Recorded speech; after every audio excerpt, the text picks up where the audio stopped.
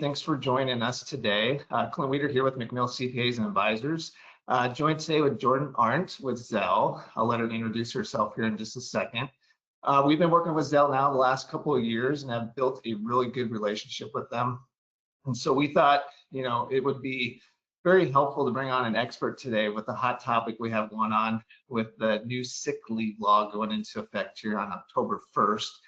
So yeah, there's just a lot of information out there. There's still a lot of questions with it. Don't quite have all the answers, but we got most of them. So we thought today we'd kind of go through just a really good overview of what the program is, what questions we have answered currently, and then, towards the end, open it up for Q&A for any questions that you guys have. So maybe Jordan, if you could share with us a little bit of a background on yourself and what Zelle offers. Yeah, well, thank you guys for having me. This is certainly a hot topic in the HR and just business ownership world. Again, my name is Jordan Arndt. I have been with Zelle HR for just over 4 years now. I am a consultant, but I also oversee our compliance and regulations, so ensuring our team is providing the right information to our clients. At Zelle, what we do is we essentially act as outsourced HR, but we very much so integrate ourselves with our clients. Sometimes that means our clients have an existing HR department and we just supplement. Other times we are their full-blown go-to HR folks. In the last few months, with all this new legislature coming out, not only in Nebraska paid sick leave terms, but and everything that's going on in our world, we have certainly stayed busy. So what we have done over, again, the last couple months with this new legislation is work on our clients and anyone who comes to us needing assistance with like, hey, how do we grasp this new sick leave? Things are changing. There's so much gray area. What do we need to do? So we have been revising policies. We have been advising on how to do certain things, how to track. And then we've also been just completely overhauling some of the policies. So we've kind of adjusted and tailored our approach to each client on how to make sure that they've got the best process and policy in place to comply with this act. So that's a little bit about me. I've spent a lot of time in different sectors. I've been in the for-profit, I've been in the nonprofit, I've been in the public sector. So I sort of understand the nuances of each industry and how this might affect them. So yeah, Clint, you want to go ahead and then give them that little update as well, or check in? Or, yeah. Awesome. No, I really appreciate the background there. And so yeah, perfect. Before we hit on the agenda and get rolling with everything, and we're going to be respectful of everybody's time and roll through things as fast as we can to leave it open for a lot of Q&A at the end, because I'm sure there's going to be some questions. But one item throughout, the chat and question boxes are open. I'll be watching those for Jordan. So throughout the presentation, if you have any questions, please drop those in there. I'll be watching for them. I'll either stop Jordan throughout and get those answered, or we'll save them to the end. And then, yeah, we should be good to go then. So, oh, and also we'll have, like I said, the FAQ at the end and Q&A. So we'll have plenty of time. So Jordan, if you want to go ahead and kick things off. Yes, absolutely. So again, what the act is called is the Nebraska Healthy Families and Workplaces Act. There are a lot of things that go into it, but the main one we're concerned about is the stipulation about the paid sick leave for the state of Nebraska. So that's what we're going to be focusing on today. If I can get, there we go. The major pieces that we're going to go through is essentially the groundwork. So we'll start kind of simple on who's affected, what it is, why it is, and then we'll go into more of the specific types of obligations and requirements you as employers and business owners have. So we'll talk about the background and the purpose of the act. How did it come to be? We'll talk about the coverage, the employee eligibility, the options that you guys might have, the accrual rules, the usage of the actual paid sick leave, the documentation and notice requirements that you all have as well, the tracking requirements, any special or other considerations you might want to check into as it relates to the paid sick leave, as well as the other policies that might be impacted. So we'll look at, well, how does this affect maybe our holiday policy? So we'll go over some of those other things that we are reviewing with our clients to make sure that those align as well. And then enforcement and penalties, and then compliance deadlines and action items going forward. After that, as Clint mentioned, we're going to do an open Q&A, and then I have about 7 posed FAQ questions that are a little bit more specific to potentially a company's situation. All right, let's start at the beginning. So the background and the purpose of the Act. The background of it was passed via Initiative 436 in November of 2024. We all had the opportunity to vote on that. And it is codified as the Nebraska Healthy Families and Workplaces Act overall. There was enabling legislation, so it went through some some pieces of revising and amendments to it. It is now codified as the LB 415 or 415. It is administered by the Nebraska Department of Labor. They're the overseeing entity of it. And the purpose of it truly is to provide eligible employees in Nebraska the right to earn paid sick leave for personal or family health needs and provide certain provisions naturally and necessarily related to that purpose. And the effective date of the act goes into place on October 1st of 2025. So we've got just over probably close to 2 weeks now.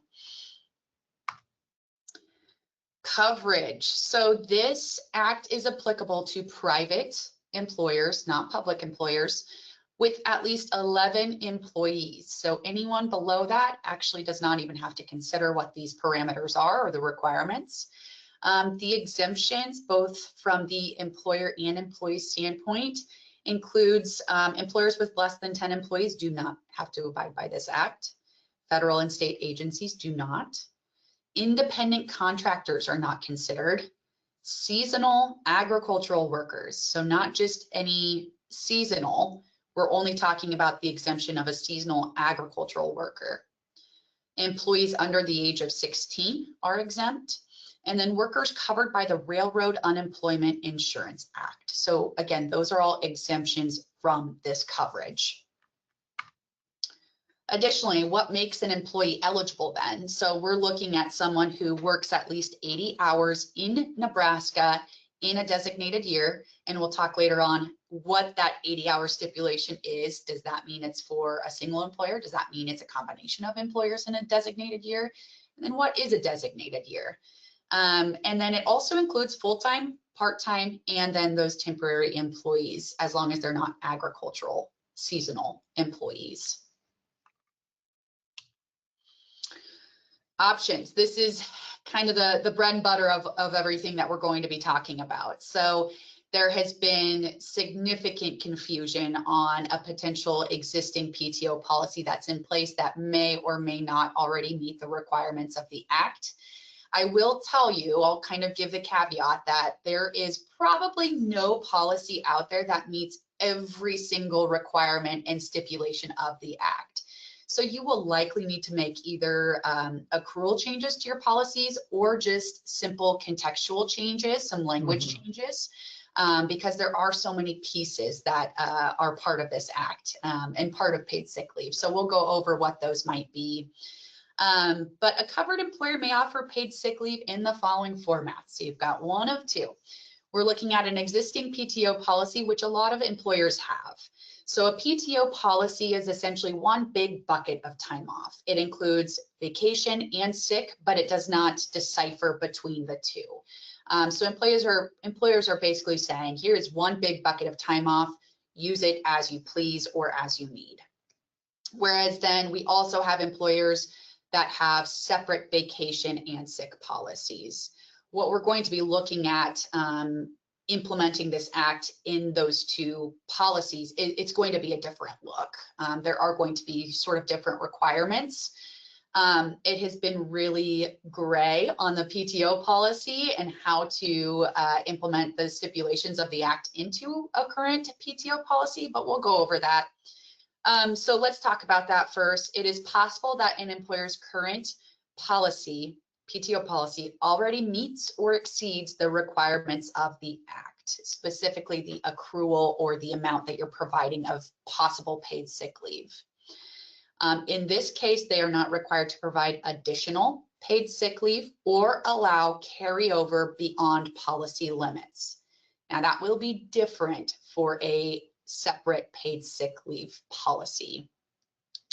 So quoted directly from the Nebraska Department of Labor is employers whose current paid leave policy already meets the requirements of the Act are not required to allow an employee to accrue or carry over benefits beyond the existing policy. That's the specific language that they're offering. So lots of attorneys and firms are looking at that and saying, okay, how do we figure that out? What does benefits beyond the existing policy mean?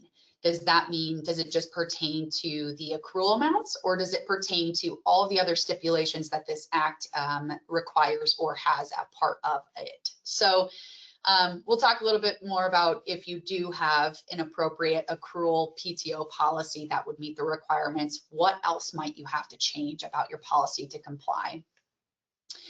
So if an employer has part-time employees who are not currently eligible for a PTO policy, which many I would assume do not, they're going to need to look at implementing a part-time paid sick leave policy. Now, I would hesitate to recommend it be a part-time PTO policy because, as we know, PTO is 100% payable upon separation of employment. So if we're looking at now introducing an additional benefit to our part-timers because we have to, I would always recommend that it be in a part-time paid sick leave capacity. They will accrue at the rate of the requirement, which we'll talk about. It's an hour of paid sick leave for every 30 hours worked. But then when a part-timer leaves, even if they are temporary, we're not having to pay out that accrued balance. So it just minimizes the additional costs that we're incurring as businesses as part of this act. So we're complying, but not offering an additional expense to our books. And then, as I had mentioned, a PTO policy is always going to be in the state of Nebraska 100% compensable upon employment separation. Now, the other option is if you have a separate sick and vacation policy or policies. The paid sick leave policy is when an employer wants to keep vacation and sick leave separate. Only the sick leave policy is subject to the requirements of the Act. You can keep the vacation leave as is, as long as it doesn't overlap in any like contextual things with the paid sick leave policy. And then only vacation leave is 100% compensable upon employment separation. So we'll dive into that a little bit further here. The accrual rules of paid sick leave is it begins after 80 hours of employment or sooner at the discretion of the employer. It must be applied consistently. What I'm seeing is a lot of employers are like, ooh, we either don't have the capability in our HRIS or payroll system or time and attendance system to begin at the 80 hours of employment. Our current capability is to begin at date of hire. If it's more in favor of the employee, you can certainly start the accrual sooner. And that goes for both full-time and part-time employees. However, you cannot start it on the essentially 81st hour. So just keep that in mind. The accrual rate is 1 hour of paid sick leave for every 30 hours actually worked. So you do not consider, if someone has maybe they take a vacation day in there, that 8-hour day does not count as part of that 30-hour allotment or count. So it must be based on hours worked. The annual caps of accrual and use depends on the size of your employer or your company. It is 40 hours for employers with 11 to 19 employees, and it is 56 hours for employers of 20 or more. Keep in mind here that it's a sort of a development because no one was quite sure on the accrual and use. It is now, we can now cap the accrual as well as the use of paid sick leave in a designated year. So let's talk about that designated year, and then we'll go back to exactly what I'm talking about. A designated year can essentially be determined by the employer. That can either line up with a calendar year, which is going to be most common.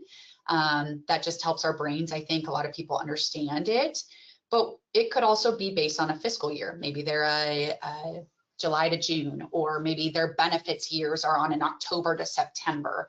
As long as it's a 12-month period that is designated, that is fine. But I will tell you, most common is going to be a calendar year. So you may hear me mention calendar year when I'm talking about the year. Now, what the new piece of this is, or kind of just recently developed, is the ability to cap accrual. So if you have a general 40-hour per week employee, they're full-time, they work 2,080 hours in a year, we are looking at the ability to, if essentially they'll earn an hour for every 30 hours worked. If you do the math, they will hit their cap of either 40 or 56 before the year is over. Now, people were confused. Okay, do we keep that 1 for 30 continuing through the entire year, or are we able to stop it at that cap? You can stop it at the cap. So the most you have to provide an employee is either that 40 or 56 in a year. And that includes part-timers as well. However, they may or may not, depending on their hours, even reach the 40 or 56, which is fine as long as you're providing it at that correct accrual of 1 hour for every 30 hours worked. Now, a PTO policy does not have to accrue additional PTO beyond the maximum cap. So we're able to also basically stop that. However, with a paid sick leave policy, they offer unlimited carryover.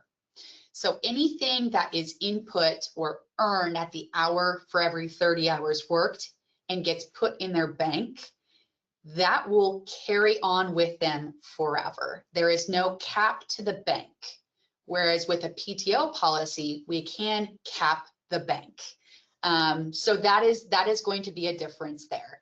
Now, there's not a ton of risk at the moment in the state of Nebraska for that paid sick leave policy because we cannot cap the amount that's essentially earned in their bank at one time. There's no like end of calendar year, or you don't stop accruing it in the bank, or the bank never basically exhausts. Right now, that's not payable upon separation, nor do you have to pay it down at the end of a calendar year. A lot of folks will take, a PTO policy or program, and to minimize the costs that they've got with the accrual amounts in employees' banks, they'll do a buyback or a cash out at the end of a calendar year or fiscal year.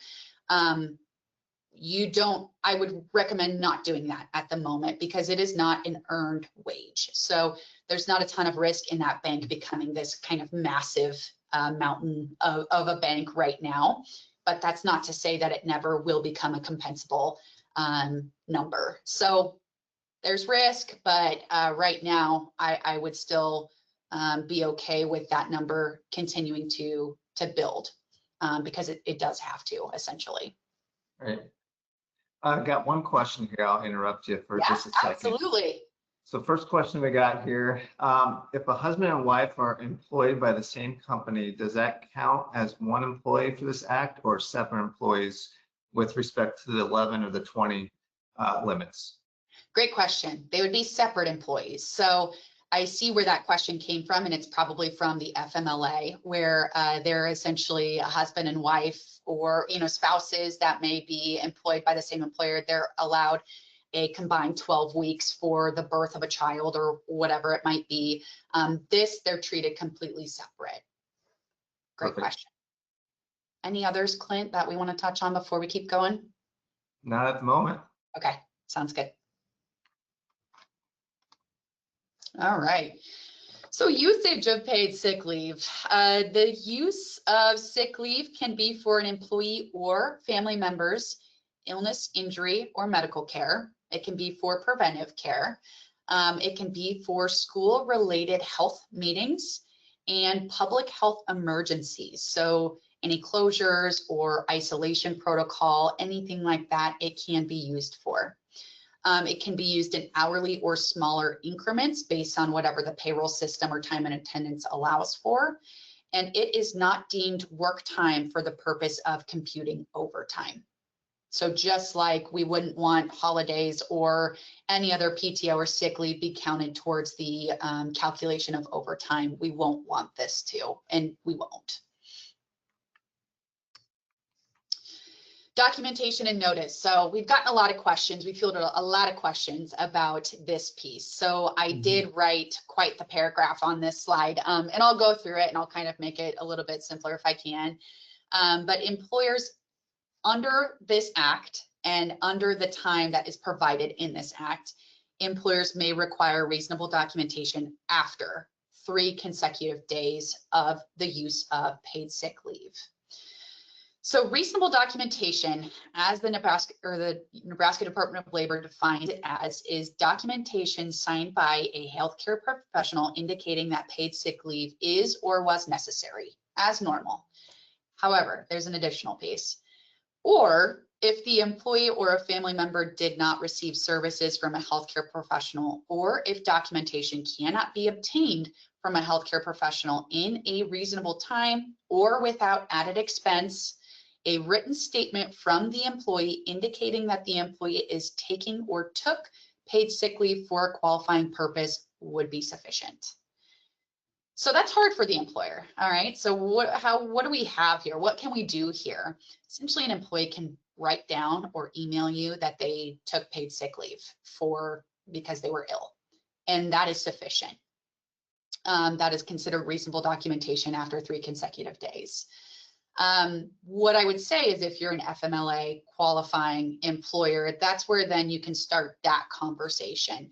Typically, FMLA will cover a serious health condition or something that incapacitates someone after 3 consecutive days. So we'd want to initiate that FMLA conversation in which we then have a little bit more of an ability to ask for further documentation from a healthcare professional.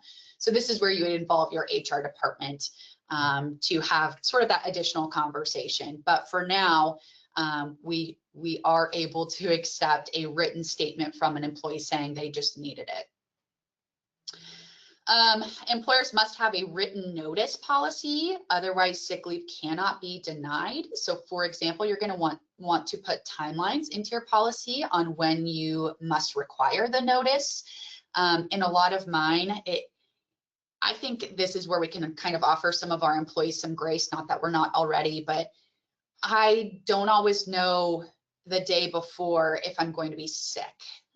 So in a lot of the policies I'm writing right now, I'm either doing 1 hour or 2 hours before the start of a regular shift. So make sure you're adding timelines in there. If you don't have a timeline in there and someone calls out the minute before their shift, guess what? That's okay. We can't punish them for using it for that time. And then employees cannot be required to find a shift replacement for an absence covered by the act as well. So I don't know that will apply to anyone here, but typically some of those hourly roles in which a physical presence of someone is necessary, they have the obligation to find a replacement if they're going to be gone. We cannot require that if it's time used covered by the act. Perfect. Got a few more questions that just popped in here. So one of them is, we own a very small family business, husband, wife, 2 daughters over the age of 16, and employ 3 people year round in addition to those, and then bringing on additional extra seasonal help for about 4 months of the year.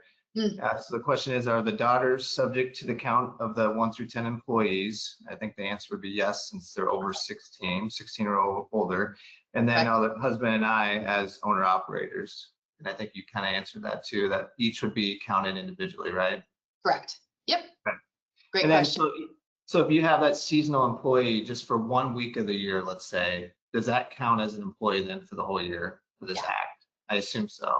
So we are actually going to touch on that in a different slide, but let me at least point you in the right direction here. We'll use the payroll method to essentially calculate how many employees we will have. So if essentially you'll look at the current or the previous year, see if there are 20 or more weeks that someone is employed, and then if so, they'll count. So potentially if they're not employed for more than 20 weeks, they may not count towards the count. So we'll get to that and I'll explain kind of the details of that. So maybe not. Perfect. All right. A couple more here. Yeah. Just confirmation. So did I understand that you must continue to accumulate hours after the 40 or 56 hours? No, not in the year, but you can, that bank then. So let's say someone's in their first full year and they have accrued, let's say I'm a bigger employer with 20 or more employees. So I've got that 56 cap. So someone has a whole year, they earn that 56, they will stop accruing the rest of that designated year. However, they will have that 56 hours in their bank. So when they go to the next designated year, they'll maintain that 56 hours. So the bank will continue. Say they earn another 56 and never use those. They'll have then both of those years of balance in their bank. So the carryover is what does not cap. However, the accrual in a designated year would cap. Speaking of that banking, so then in year 2, say they got 100 hours in their bank. Yeah. As an employer, are you required to let them use that 100 hours, or can you cap that as far as? You can cap it at 56 to use in a year as well. Okay, got it. So in theory, that bank could really accumulate, and there could be a lot of sick time that just kind of rolls forward. Correct. Right? And that is the major concern here. There's no way around it because it has been explicitly written in the statute. But it's not a major risk right now because, again, it's not compensable. It's not paid upon termination. Got it. All right. Let's see. I got a flurry of questions here all of a sudden. So let's see if we can get through these. If you have a partial payout, partial carryover policy, will the payout count instead of carrying over the sick pay amount each year? Okay. So partial payout. Yeah, so I'll reread that. If you have a partial payout / partial carryover policy, will the payout count instead of carrying over the sick pay amount each year? So they must pay out everything at the end of the year. Sure. Okay. So it might be helpful if we take out the partial part. If you do pay down the sick leave, that would be correct. That bank would also go down. But you're not obligated to pay it out. Again, there's no risk at the moment in having that just sit in the bank. So you may be giving the employee an extra benefit that you don't necessarily have to by paying it down. Does that answer that, you think, Clint? I think so. And if that individual has a follow-up question, they said yes, they're good. Perfect. All right. All right, next one. If we have a current attendance policy that if an employee does not call in at least 3 hours prior to their shift, we deem it as an unexcused absence and we document unexcused absences. Can we still document employees who do not give at least 3 hours of notice? Or can we document if they do not plan to use sick leave? Or if they have not accrued sick leave, can we still document, or do we need to change our attendance policy? A lot of words in there, so hopefully you can follow that. I'm thinking I can hit on all of those. So we'll also get that in another slide as well. What the statute is any time covered under this act, you cannot penalize someone for using it. Now you can penalize if they do not request it in the required amount of time. That's where it says you must have a written notice policy. Because if they don't abide by that, then that is where you can kind of penalize them, but you can't penalize them for using it. Now 3 hours, that makes sense. However, think about, if someone starts their regular shift at 8 a.m., they may not even be awake by 5 a.m. So I would tend to recommend offering some grace here. I also am writing in policies that if an absence is for a health-related medical concern or something that's like covered under the policy, that they have a lesser notice requirement. So that's where I'm putting the 1 to 2 hours. Then if it's for, maybe if it's a PTO policy, then if it's for a vacation thing, in which I would put like 2 weeks, 1 week or something like that. So you can kind of decipher between the notice requirements based on the type of leave that is being needed. If you want to stick with 3 hours, then you absolutely can, as long as employees understand that that is the notice requirement. You can possibly discipline someone for not notifying you in that time. You're not disciplining them for the use of it, you're disciplining them for the request or notification of it. Did that, I think that might have hit everything, but let me know if I didn't. Oh, I think that was great. Next one, most of our employees are full-time. We have a few that are part-time. Are the part-time employees supposed to be given the same amount as full-time? The part-timers, if it depends on if you have a PTO policy or a separate paid sick and vacation leave policy, all employees will accrue at a rate of 1 hour for every 30 hours worked. So a part-timer, it depends on how many hours they work. They may not accrue 1 hour for every 30 hours worked up to the either 40 or 56. So no, they do not technically have to receive the same amount since it's based off of hours actually worked. Perfect. Next one, we have a vacation policy that has X weeks vacation, and they also have 2 personal days. The personal days could be used for sick, funeral, or appointments, etc. At the end of the year, the personal days can be rolled over. Should we eliminate the personal days and just go with the paid sick time? Question. Yes. Yep. That's exactly what I would do, because that's essentially what it is. It's just not quite enough. So titling it paid sick leave would be the exact right move, and making sure that then you have the accruals so that they're at least, you know, getting that 56 in the year or an hour for every 30 hours worked. I have a lot of employers that are doing that, where they have like personal time or family medical something time, where we're kind of just adjusting the makeup of that policy to comply with the act. Perfect. Last one for now. If a business has PTO policy and paid out unused at the end of the year, then as long as it's 56 hours due to the employee, that is due to the employee account, that will suffice, correct? Correct. Perfect. All right, Okay. we'll move on from there. There's a few more that just rolled in, but we'll get to those at the end. Just okay, to keep that sounds good. Forward. I knew there's going to be a lot of questions today. I like it. That makes it easier. Everyone's probably thinking the same questions, so we might as well go through them. Yep. I'll go through a few more, Clint, and then feel free to interrupt and just let me know when you're ready for more questions. Sounds good.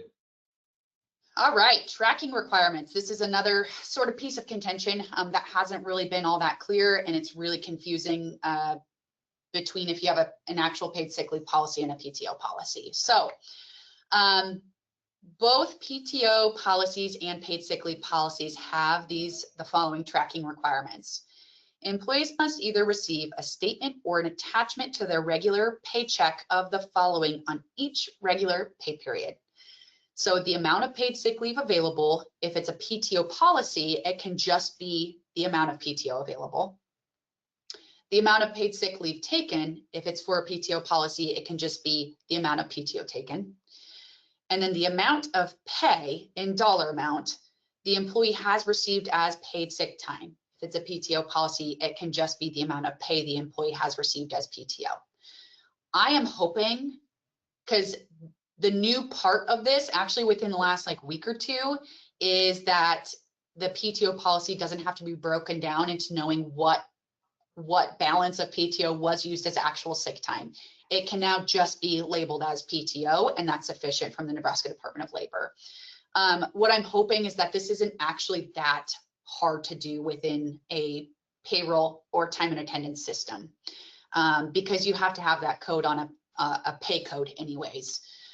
So if an employer ever gets audited, what they can do is basically pull a year to date or full year's worth of pay stubs or payroll summary or register and show that amount that the employees received was sufficient based on the act. So I'm really hoping that that's not a big problem. Now the bigger problem here is that we have to provide this statement to employees. So what does that look like? Do I have to print something off? Do they have to receive their actual pay stubs physically now?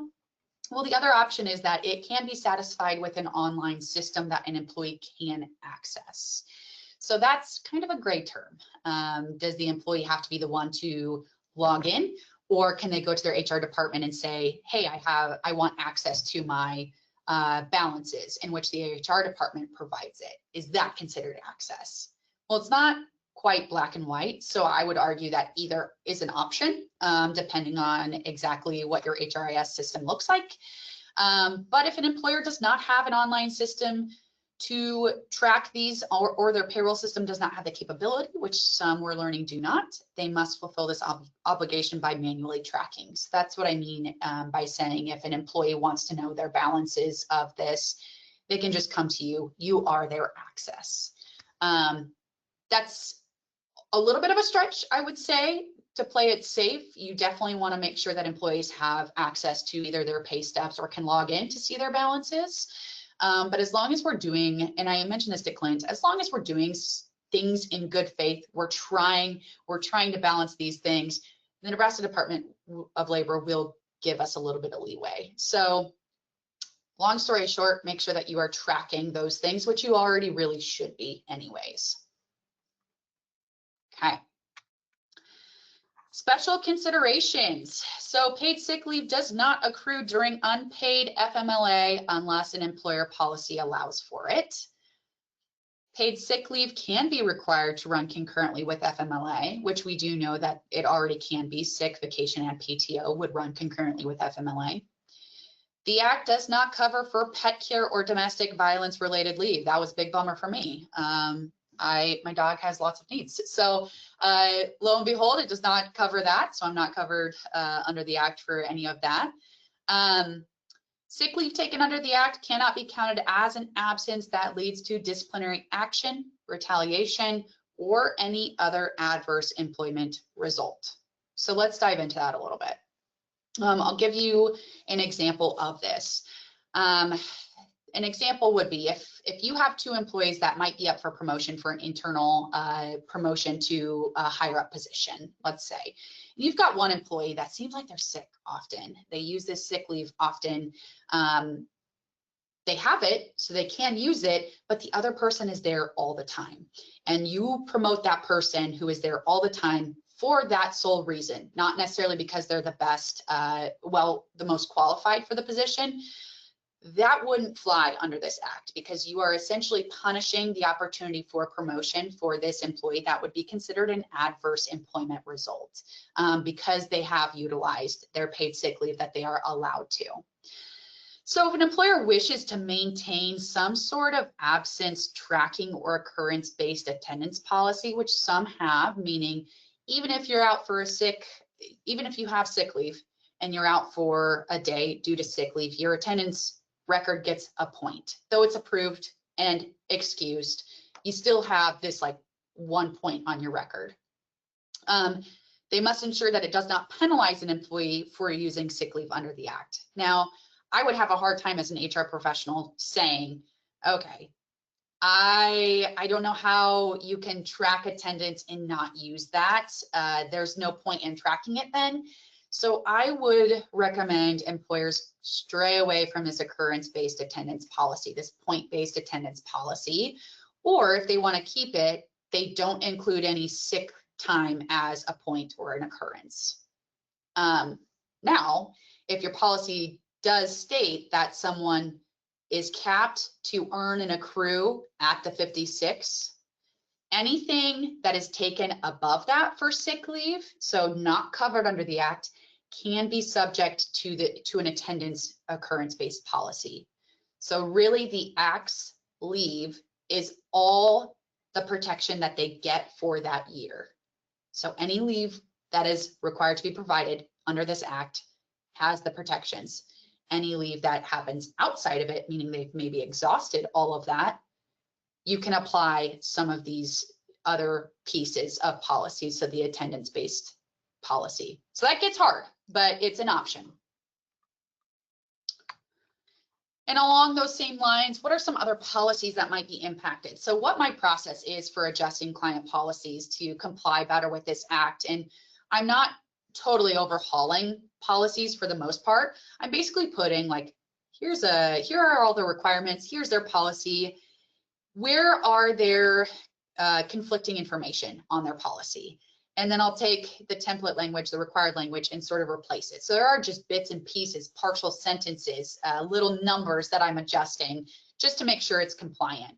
But that being said, some other policies have or make mention of sick leave. So for example, an introductory period. If you have an introductory period of 90 days and you say that someone they begin to accrue but cannot use any of their time off until successful completion of intro period, that's not appropriate under the Act anymore. They must be able to accrue and use it when they have it. So thinking about what our intro period language looks like.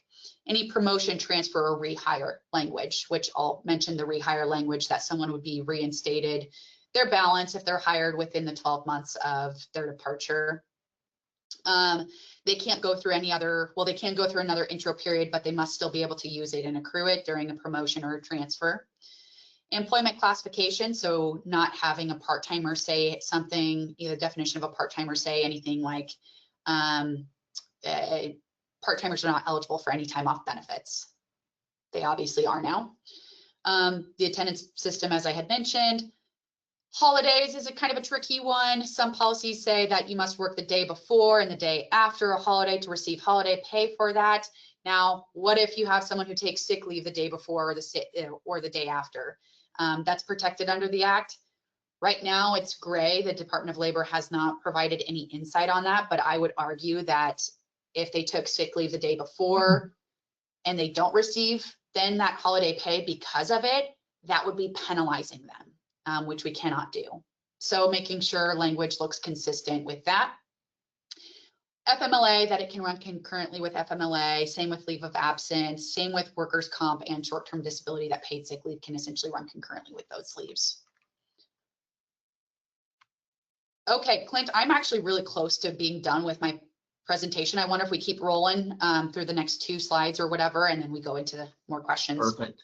Perfect. So enforcement, and I'll kind of keep rolling as quickly as I can here too. I know we've got time against us here, but the Nebraska Department of Labor handles the enforcement. There is no private right of action. That was changed between the introduction of the bill and then what was passed as LB 415. You will notice on the poster and the notice that the Nebraska Department of Labor put out there as templates. Lawmakers essentially forgot to amend in the statute the notice and poster requirements, what information must be in the notice and poster requirements. So it included that there is the possibility for private right of action. However, in the statute language, there is none. So the Nebraska Department of Labor did these posters correctly, these notices correctly based on the statute of what must be in those, but they're incorrect. So employees do not have the option for a private right of action, meaning the only way they can file a claim against an employer who didn't offer them enough or didn't abide by the requirements of the Act is to file it with the Nebraska Department of Labor, much like kind of the unemployment process. So that's the governing entity that will take in claims. Penalties would be $500 for a first violation and then up to $5,000 for subsequent violations. So it can be pretty hefty. So that's why it's really important to align and comply with the Act. Compliance deadlines and action items going forward. Deadlines. We already passed one, which was the written notice to employers that Nebraska Department of Labor notice template is sufficient. And then the poster must be displayed in a well-trafficked area or on like an intranet where everyone would have access. Now, what I did was essentially send out the notice and the poster to all employees on the 15th. If you haven't done so, do it today. Make sure all employees have that information and that you say, hey, more information about how this policy is amended will come out before October 1st. October 1st is when the law takes effect. Action items. So audit workforce for coverage and possible exemptions. Is anyone under the age of 16? Don't count them. Decide on accrual versus front loading. You are able to front load the 40 or 56 hours if you want to. You must review and update PTO, sick leave policies and any other relevant policies that I had mentioned. You must prepare your payroll systems for tracking that accrual if it doesn't already. And then ensure compliance with notice and posting requirements, which I hope we already have done, but if not, do it now. And I'm ready for more questions before we get to our kind of those specific FAQs, Clint. Perfect, perfect. Just got a few here. I mean, I think the moral of this is like everybody, and you noted this, and every policy you reviewed so far, there had to be tweaks to it, at least at a minimum. Even though the PTO was enough, there's other things that had to be tweaked. And that's kind of the same thing we're seeing on our end too. So at the end of the day, every policy needs to be reviewed. There's probably one or two things that need to be tweaked. So it's good to go over this. All right. First question here, if you currently have a PTO policy for full-time employees that already covers the sick leave requirements, can you create a paid sick leave policy that just covers, that's separate and only applies to the part-time employees? 100%. That's what we're doing for most of our PTO policy employers. Yep. Perfect. So they'll have two separate policies, one for full-time, one for part-time. Yes. Perfect, perfect. Does part-time employment sick leave earned carry over between seasons worked, or does it reset every working period? We'll kind of hit on that in an FAQ. So I have received conflicting information, but the most recent information is that it is 80, someone will begin to accrue after 80 hours of consecutive uninterrupted employment. Now, if someone is rehired within 12 months of their departure, any unused that they did accrue or were provided with must be reinstated. So that's another important piece of tracking and keeping those records for basically an indefinite period of time. Well, I would say probably within a year or two, so that you know if you have to reinstate any time. Perfect. Hitting on that 80 hours again. So does the 80-hour eligibility for beginning to accrue requirement apply for per calendar year or just upon initial hire? It would be per calendar year, so per employment stint, if that's the question. Okay. So if they're rehired in 2 years after they left, they would have to fulfill that 80-hour requirement again. Got it. Got it. Okay. Question here, our employees are paid bi-weekly. Is the 30 hours on a weekly basis or a pay period? It is per hours worked. So, and it doesn't add up, right? So we're looking at a full-time employee in a pay period who's bi-weekly working 80 hours, but 2 weeks, or basically an employee who has worked 80 hours has essentially earned 2 hours of paid sick leave, 2 hours and some change. So it's hard to track, but that's what we need our systems to do. And if they don't, then we have to do that behind the scenes on an Excel spreadsheet. So yeah, it's just 1 hour for every 30 hours worked. It's not based on any type of pay period. Perfect, perfect. Next question, can I make a category of full-time without calculating each person's hours? Can I make the category of full-time without calculating each person's hours? I'm not sure I quite understand that. Okay. Whoever submitted that, if you could follow up and maybe reword it a different way, we can try it again. Got it. Yep, that'll work. Next one, we have 8 regular full-time year-round employees, 1 part-time employee, and 9 H-2A visa egg workers. Do the 9 H-2A visa egg workers count towards our 11 or more employees? It depends on their status. Are they considered typically those folks are going to be considered a temporary employee? So if so, temporary, oh, they're ag, you said. Is that what you said, that they're ag, temporary ag? Yeah, visa egg workers, H-2A. Okay, if they're temporary ag, which I would assume a visa holder would be considered a temporary employee, no, they do not count towards the count of employees. And that might be a good one too, just to double check on, because I'm sure that one's a little bit on the unique side. Yeah. When it comes to visa holding, yeah, it's a good thing to check in with your personal counsel. Right, just to double check that one, I agree with you. So we have a separate vacation and sick/personal banks. We currently front load 40 or 80 hours vacation and 24 hours sick/personal. Paid out at year end if unused. Changing the language of our current policy to allow it to be used for sick time sufficient? Question. What are the 2 banks? So they have a separate vacation bank and then a sick/personal bank. So they front load.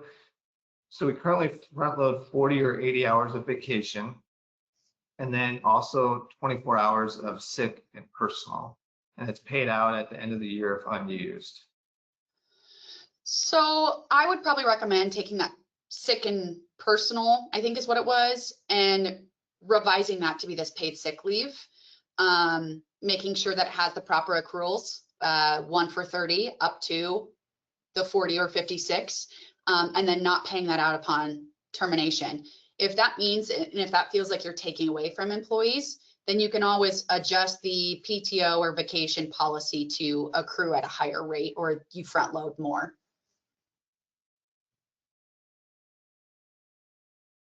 Perfect. All right. How does this work for workers that are in education, usually from August to May? Like a teacher? Yep, so they will hit the payroll method count. They would hit it and be eligible for it, just as any other employee. Got it. So going back, I think this is in addition to the one that we asked for clarification on. So employees are paid by unit, but work 40 hours without counting each week. Can we just front load the max for them? Yes, you can. Perfect, perfect, perfect. So next one, please clarify what job industries fit under ag. Does this apply to butcher shops, for example? I unfortunately don't have that answer. So I know it exists somewhere, and I'm sure your council could determine based on maybe a work comp code or how you're registered with them as well. Yeah. But I wouldn't know exactly, but that is a great question. Yep, very good question. All right, we currently have 9 employees, so we are not obligated to comply with all of this at this time. Do we still have to keep track of hours they would accrue in case we hire any more throughout the year? I think that's a great idea. Because it is based, the payroll method is looking at either current or previous year. So if you do exceed the 11 employees, you would be able to count the time that you provided in that designated year as fulfilling the obligation. So yes, I would do that. That's a great point. Perfect. Next one. This has to be a record for questions asked on a webinar. I love it. So. I love it. Yep. Yeah. Our policy states carryover, unused time carries over to the following year, but is capped at 56 hours. From what you said, we cannot cap carryover, correct? Is it a sick leave policy or a PTO policy? Does it mention it? Does not. So if that sick pay, it's sick pay policy. Okay. So they are capping a sick leave bank at 56? Mm-hmm. No, you cannot do that. You can no longer cap that sick leave bank. That's what I was going to say. Okay. Perfect. Answered that question for her. All right, next one just popped in. We have a front-loaded PTO that caps at 120 hours. We would not need to separate that between PTO and sick leave, correct? Correct. And then as long as they're accruing at 40 or 56 in the year. Right. And then the second piece to that, as long as the 40 to 56 of sick leave are documented by us or the employee, I think you just answered that, at risk of us having to pay out any unused sick time. So I think you answered that question. Yeah. Okay. Right. I'm going to look through here just to make sure I didn't miss any. Okay. There was one, salary really doesn't matter except for performance issues. They won't get additional pay, correct? I'm not sure I understand that question yet either. Okay. So a salaried employee is assumed to work 40 hours in a week. So if you're trying to figure out how they accrue, you just assume that it's 40 hours a week, unless, you know, for example, they use it as some time off. You technically don't have to accrue at that same rate. So like, for example, salaried employee uses an 8-hour day. As I had mentioned, you don't technically have to earn sick time on that time. For administration ease, I would say you probably would want to for salaried employees and just assume that they work that 40 hours. So the Department of Labor is recognizing salaried employees as a 40 hours, even if they potentially work more or a little bit less. Perfect. All right, next one. If we have a front-loaded PTO policy of 80 hours per calendar year per employee with a no use it or lose it, not paid out at the end of the year, will this suffice as the 40 hours paid sick as PTO? We would only need to revise the minimum 40 rollover of hours at the end of the year, or could we just require that those sick pay PTO 40 hours, if unused, are paid out so they can start fresh in January every year? Okay, so a red flag went off at the very beginning, is that it is a use it or lose it. Is that what they said? That it's a PTO use it or lose it? It's with a no use it or lose it, not paid out at the end of the year, so it must roll. Okay. And they're asking, so will this suffice as the 40 hours paid sick as PTO? And then the next question is, we would only need to revise the minimum 40 rollover of hours at the end of the year, or can we just require that those sick pay PTO 40 hours, if unused, are paid out so they start fresh? So the question is, oh, yeah. can they pay them out instead of rolling forward? Because they know right now they're wrong with the 40-hour cap. You know, it needs to be, there could be no cap, but they would rather pay it out instead of having it roll forward. So then every January it starts fresh.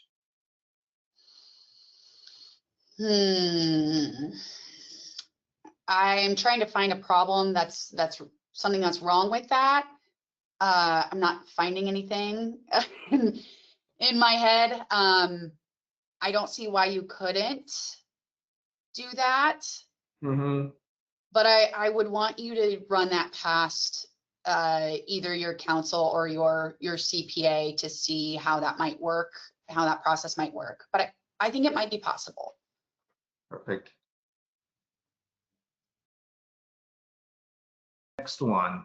How does one determine the number of employees at 1 through 10 if your specific employees may change from one pay period to another?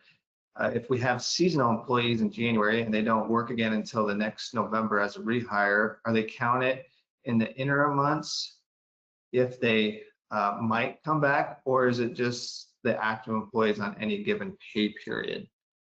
Okay, so that's that 20-week payroll method, which there's one of the FAQs goes into detail about that. Okay. It will also, which we can get there, and maybe that will help answer a lot of these questions. But it does touch on like the intent of someone returning. If the intent is for them to return, they would argue that's consecutive employment, so they would consider that. It's hard, but essentially they will look at the payroll method. So we'll go into that a little bit more.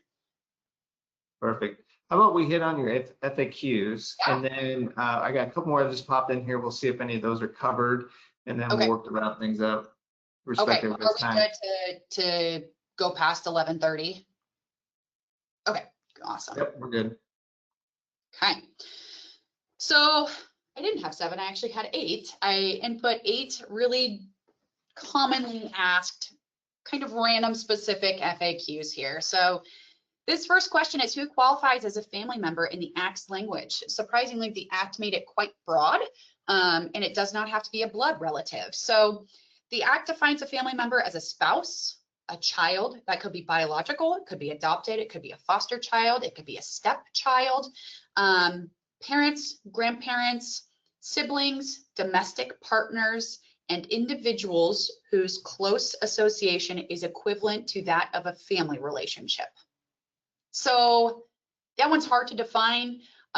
When in doubt, just allow for the time, because we would have our time of arguing of close familial relationship. So that's the answer to that first question. The next one is, we offer an unlimited PTO policy. How would it work with this Act? So an unlimited PTO policy could be sufficient in accounting for the Act's requirements, so as long as it provides at least the same amount of required leave, assuming it would because it's unlimited, It could be used for the same purposes, so any illness, preventive care, family care, public health emergencies.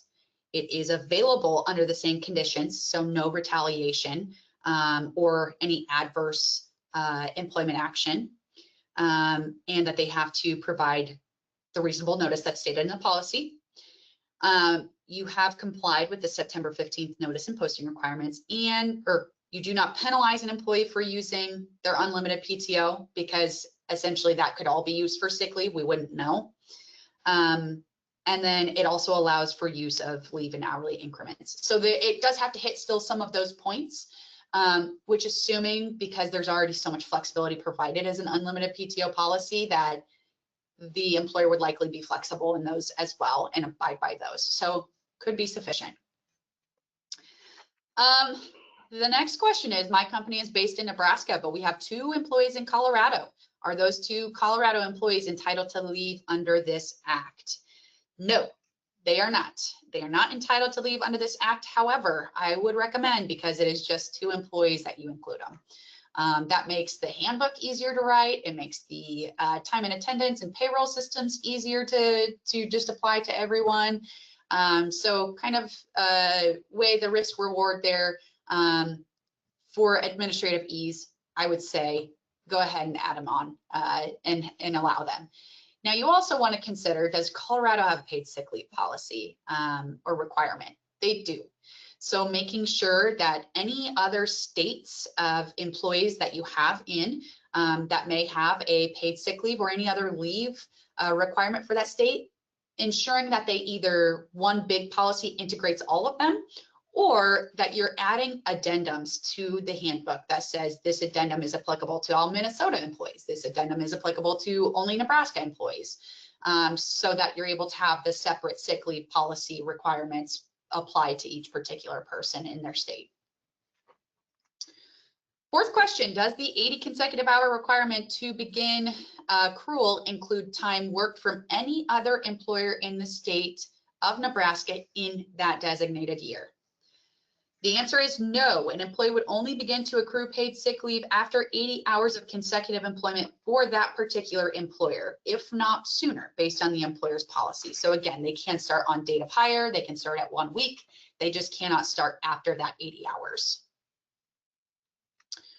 5th question is, what does the term consecutive mean when saying an employee has to work for 80 consecutive hours before they begin accruing paid sick leave? Consecutive hours are defined as uninterrupted and continuous employment. If there is a break in service, but with the intent for the employee to return, it could be argued that it is considered consecutive hours. Number 6 on that kind of same line there. My company fluctuates between 18 and 22 employees during the year. So that also could be considered the 9 to 11 employees in a different way, but we'll talk about how to count that. Do they have to provide the 40 or 56 hours of paid sick leave in a year? The answer here is the company would want to use the payroll method, in which they would count the number of employees on their payroll for 20 or more weeks in the current or previous calendar year, with the weeks not needing to be consecutive. If that is above 20 employees, the company would have to provide the 56 hours of paid sick leave to its qualifying employees.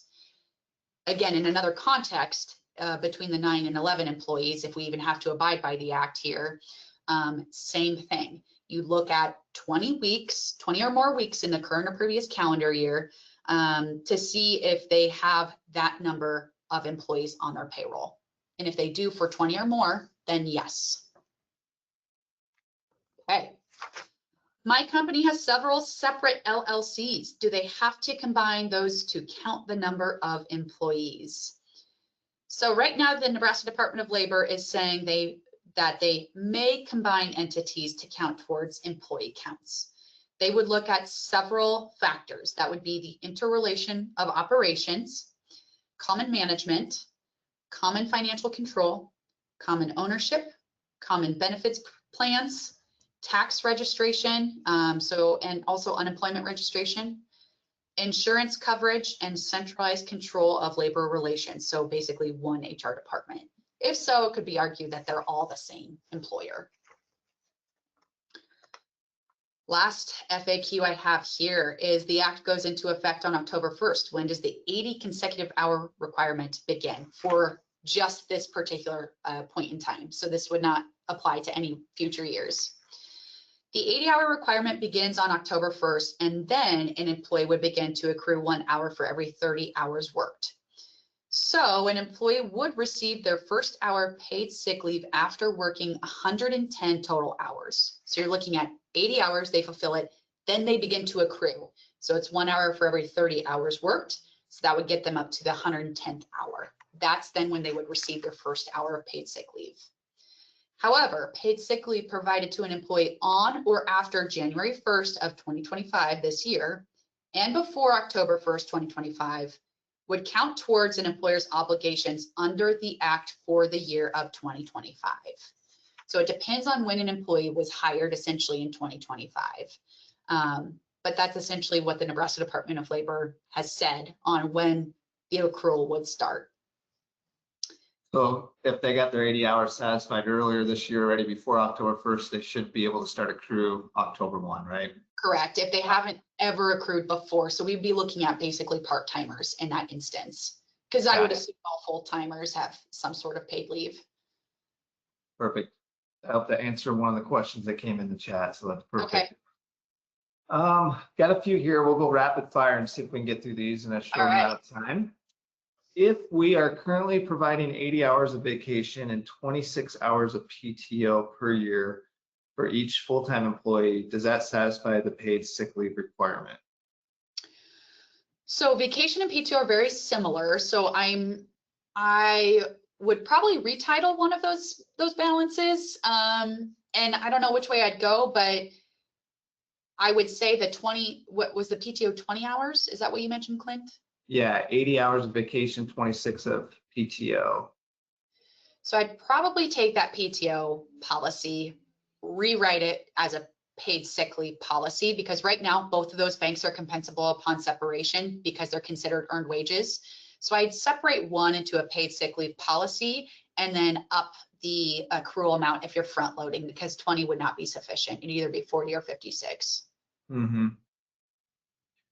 Next one, our PTO policy says they can use it for either. Do we need to have a separate policy for each? Nope. As long as you put in some of those stipulations about documentation, about notice requirements, if they can use it for whatever, that's exactly what a PTO system is designed for. So that's totally fine.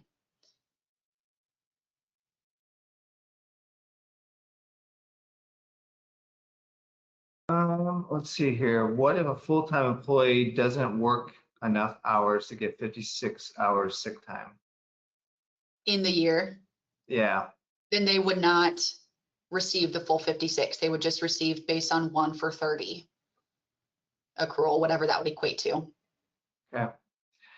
So a salaried employee uses more than the number of sick days they are allowed in policy, then you would pay them for sick days after that?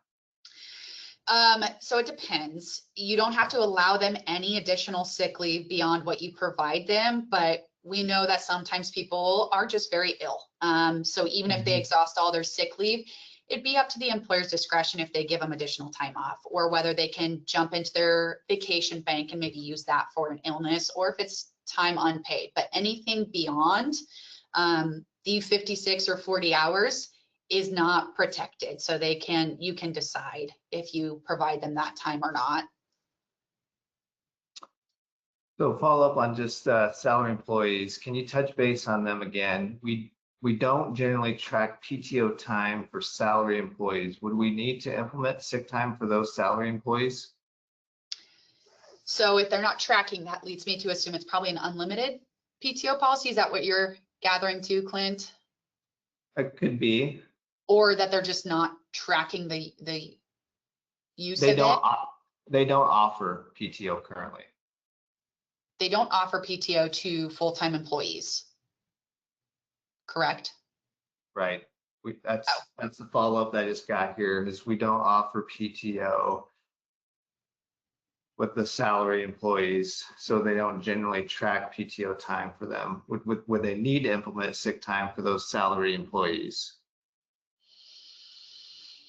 So if you don't have any time off policies for your employees, yes, I would recommend only introducing a paid sick leave policy for full-time employees, because in that case, it won't be compensable upon separation. I think that probably answered it.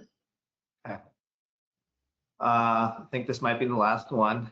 Okay. We have 3 full-time and 3 part-time staff, and the part-time staff have never been given PTO or sick leave. I just want to clarify that since we are under 11 employees, the Sick Leave Act does not apply to those part-time employees. Confirmed. Confirmed. That's Or what I the thought full-time too. employees either.